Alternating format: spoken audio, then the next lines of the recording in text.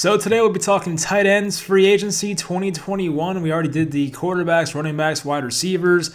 Now on the tight ends, and it's a pretty good class. It's not like the best group out there. I mean, wide receivers was better, I'll admit that.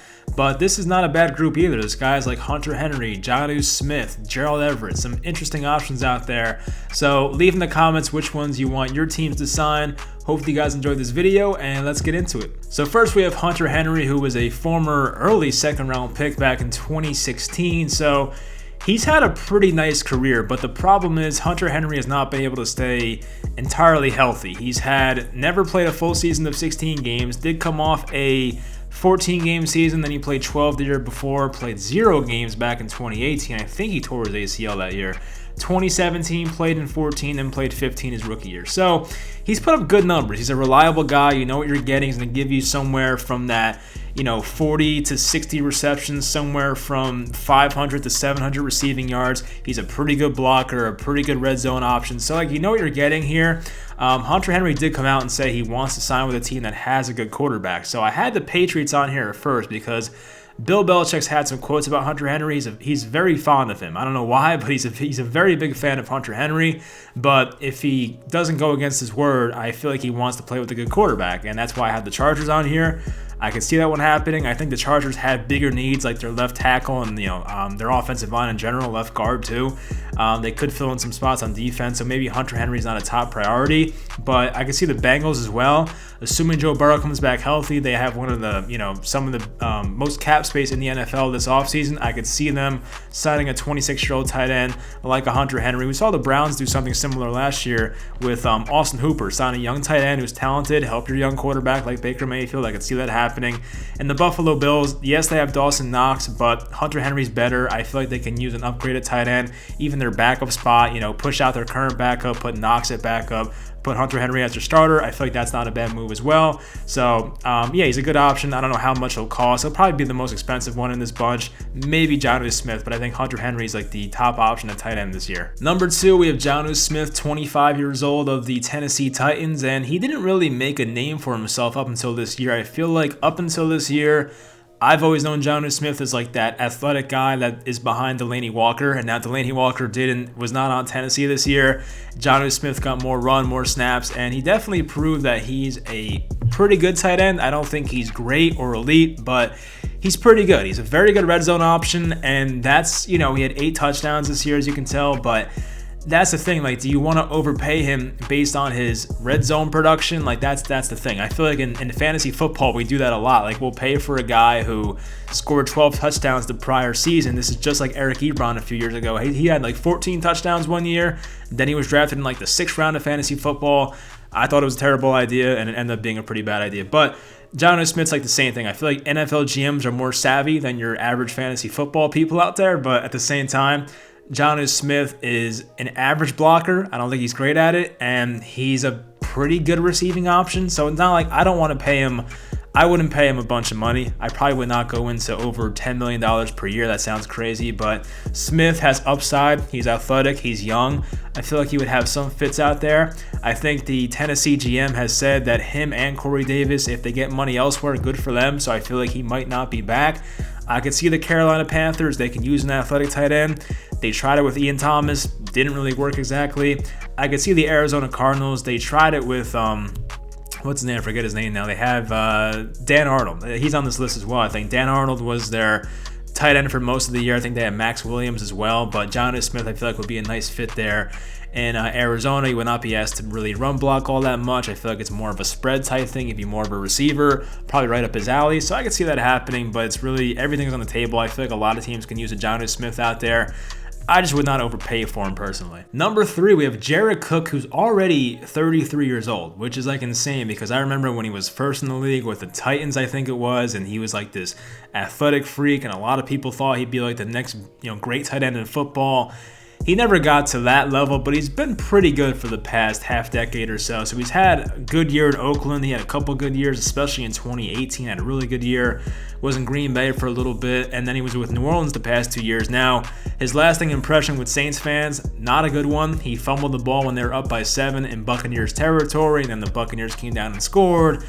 And we know the rest. So his lasting impression with New Orleans definitely not a good thing. I don't see him being in New Orleans next year, and it's not due to that fumble, but it's because the Saints right now have negative $66 million in cap space. So I don't see how it's possible for them to bring him back. I just don't think they're going to go out of their way to bring in a 33, 34-year-old tight end. I feel like that's not going to be what the Saints front office does. So I feel like he'll go somewhere else. I don't see Jared Cook chasing the money. I think he wants to go to a competitive team, which might have been why he went to the Saints in the first place. But I see him going to a competitive team that's ready to win a Super Bowl now, which is why I had the Kansas City Chiefs on here to back up Travis Kelce. I think they had Ricky Seals-Jones and maybe someone else try to back him up this year. Didn't really go that well for those guys. I can see the Seahawks because Jacob Hollister is going to be a free agent this year. He's on the list later. Greg Olson's probably going to retire if I had to guess. I'm not sure, but maybe.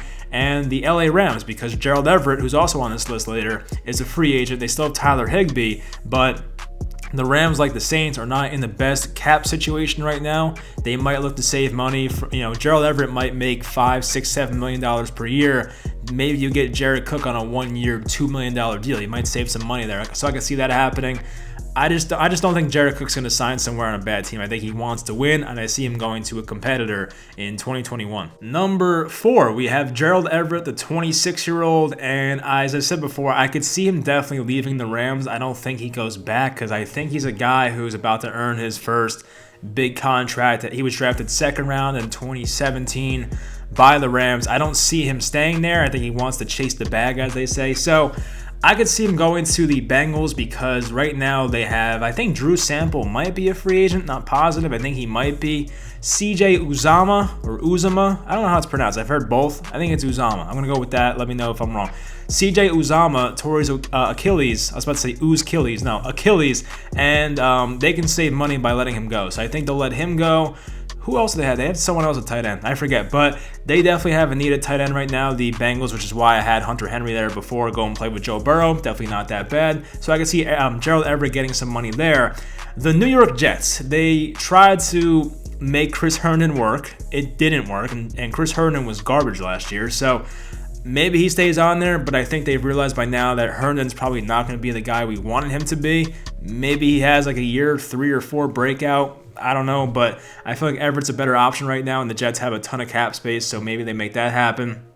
And the New England Patriots, I don't know if Gerald Everett's a Bill Belichick guy because he's not a great blocker. He's not a terrible blocker either. He's somewhere in the middle, Gerald Everett. So I don't know if he's like a Belichick type guy, but they have nothing at tight end right now. Like, you might as well just take a shot here. And if you can get Gerald Everett for 3 years and like $15 million, something around there, then you might as well do it. So I don't know where he'll go. I just don't think he'll stay with the Rams. He's another guy who's young, has athleticism. He can, break some tackles, make some plays in the open field. So he's not terrible, but he's just not the complete package because he's not this great blocker. Number 5, Mo alie-Cox, 27 years old with the Indianapolis Colts. Did you know that Mo alie-Cox played basketball? Now you know. No, I'm just kidding. Everyone freaking knows that. Thank you, CBS and Fox and everyone that says it every game. But yeah, he's an interesting player because he has never gotten a ton of snaps. I feel like he's not gotten a starter's worth of snaps. He had his most playing time this year. He had 39 targets, caught the ball 31 times, which is a good percentage, good catch percentage, I should say. He had under 400 yards and 2 touchdowns. But a guy like Mo alie-Cox is interesting because of the unknown. He's like 6'7", 250 probably, and he looks very like out of place out there. It's funny, like you see this guy, like you see regular tight ends that are 6'4", 6'5", somewhat athletic. Then you see this guy who's 6'7", 6'8", running around like a gazelle out there, and it just makes no sense. Like he's actually a fun guy to watch, Mo alie-Cox. He was actually a pretty good blocker this year too. Like I feel like a team will get good value on him because he's not a big household name, but I feel like a lot of teams would like a guy like him on their team. I could see him going back to the Colts now. The Colts have less cap space because of the Carson Wentz deal, but still a lot. They have like $40-something million still, maybe 35, but still a good amount. So I could see them going back to Indy. But they also have Jack Doyle. They have Trey Burton, who also is a free agent. But I feel like he's not a necessity. I feel like they might let him walk. If he did walk, I could see him going to Jacksonville because they have all the tight end or all the cap space in the world. Not all the tight ends in the world. They actually released Tyler Eifert the other day, so they have a hole there. That O'Shaughnessy guy, I think, is a free agent as well. So there's definitely a big hole at tight end right now. I think Mollie Cox would make Trevor Lawrence's life easier. A big target in the middle of the field. That would make sense. The Buffalo Bills, once again, not a knock on Knox, but I think it would help to have two pretty good tight ends instead of one. And Josh Allen, while he's been more accurate last year, still not the most accurate quarterback. I feel like he likes receivers that have a big catch radius, and I feel like Mollie Cox, look no further for big catch radius. I feel like that would make sense. But honestly, I feel like half the league might be in on this guy because he's a prospect that has a lot of, like, I don't want to call him prospect, but a player with a lot of upside. And I definitely like that. And he's a good blocker, as I said. And if you use him the right way, like, he should not have 2 touchdowns as the most in his career. He definitely should have a lot more. When you're 6'7", that athletic, he should be scoring 8+ touchdowns per year for a team. If he went to the right location, keep him on your fantasy football sleeper list. We'll go over that once fantasy football comes around. But this is a guy who's an interesting prospect, and I feel like a lot of teams will be in on him this year. So for the honorable mentions, first we have Rob Gronkowski. Sure, you guys have heard of him. I didn't want to put him on like the first 5 because I'm like 99% sure he's either gonna go back to the Buccaneers or just straight up retire. And I think he'll go back to the Buccaneers. I could see that happening. So I think he'll go back there. Now we're talking about Tyler Kroft. I got confused. I thought Tyler Kroft was Drew Sample. So Drew Sample's probably not a free agent, so that's my fault. But Tyler Kroft, a former Cincinnati Bengal, he was a decent backup for the Bills. That's who backed up Dawson Knox. So yeah, he's decent. I mean, he's probably not going to make a ton of money, but he's still a useful tight end. We'll see where he goes. Tyler Eifert has actually been pretty healthy the past year or two, which is surprising because Tyler Eifert has had so many problems staying healthy, so I'm happy for him, but he has not really been productive on the field. That's the thing. Like, people always thought, just let Tyler Eifert be healthy and he'll be a monster. Well, he's been healthy and he hasn't been there. I know he's been older, 29, 30 the past couple of years, but at the same time, he has not played at that level that he once did that one year when he went off and scored like 10+ touchdowns, whatever it was. So I don't know. We'll see what teams are interested in him. Jacob Hollister, he's had some nice moments for the Seahawks. I feel like he's a bit of an undersized tight end. He might be like 6'2", 6'3". He looks smaller out there. Pretty good blocker. I feel like he might, his services will be used by some teams, so we'll see who gets him. I can see him going back to Seattle, of course. Trey Burton's an interesting one. That's a guy that I'm interested in for my team, the Giants. I feel like Trey Burton is a guy who is slept on a lot. A former quarterback. I think he was with the Philadelphia Eagles. He was the Philly special guy who threw the pass. Then he went to Indy, had a pretty nice year. He actually was overpaid by the Chicago Bears, so like there's a bad there's like this bad connotation around him right now because he got overpaid by the Bears, didn't really live up to the contract, and now people probably think Trey Burton's a bust. Well, I don't think he's that. I think he's actually pretty good playmaker, so we'll see where he goes. Jordan Reed, I mean, this guy had one of the best tight end seasons ever back in 2015. He's probably sustained 10 concussions since. I am very surprised he's still playing, and he looked okay at some points this year. He got hurt a couple times and missed like half the season, but it is what it is. He's a pretty athletic guy, of course, but just never plays a full season. Ross Dwelley, another 49er, so I guess George Kittle's backups could be on the way out. I could see Dwelley going back to the Niners. I don't think he's all that great of a blocker, but he has made some nice plays over the middle of the field. Dan Arnold, he had a couple big plays this year, but didn't do much for the Cardinals, a former Saint. I don't know if he'll be back in Arizona, but he definitely was not the best. Richard Rodgers, he's now 29 years old, best known for catching that Hail Mary on Thursday Night Football, I think it was, against Detroit when he was a Packer a few years ago. Actually had a pretty nice year for the Eagles because at some points this year, Zach Ertz was hurt, Dallas Goedert was hurt, and sometimes both of them were hurt. And when Richard Rodgers got playing time, he was actually not that bad. So Richard Rodgers can definitely help some teams out there. Mercedes Lewis, speaking of the Packers, he's been there the past couple of years, 36 years old already, a former first-round pick, and he was in Jacksonville for like a decade.